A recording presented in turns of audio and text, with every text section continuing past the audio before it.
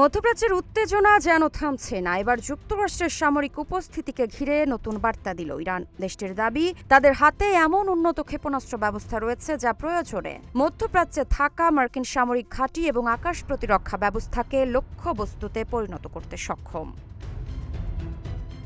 বিভিন্ন সংবাদ মাধ্যমের বরাতে জানা যায়, ইরানের সামরিক কর্মকর্তাদের ভাষ্য অনুযায়ী সাম্প্রতিক বছরগুলোতে দেশটি দূরপাল্লার ব্যালিস্টিক ক্ষেপণাস্ত্র, হাইপারসনিক প্রযুক্তি এবং ড্রোন সক্ষমতায় উল্লেখযোগ্য অগ্রগতি অর্জন করেছে।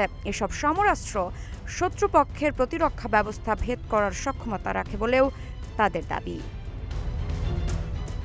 এমন বক্তব্য এসেছে এমন এক সময়ে যখন ওয়াশিংটন ও তেহরানের মধ্যে সামরিক ও কূটনৈতিক উত্তেজনা আবারও বাড়ছে। বিশ্লেষকদের মতে এই ধরনের ঘোষণা শুধু শক্তি প্রদর্শনের জন্য নয়, বরং সম্ভাব্য যে কোনো সংঘাতের আগে প্রতিপক্ষকে সতর্ক বার্তা দেওয়ারও কৌশল।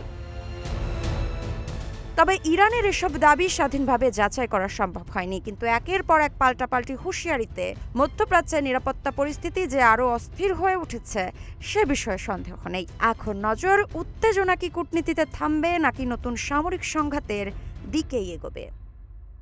মৃত্তিকা সিনহা বিশ্বাস, গ্রিন টিভি ডিজিটাল।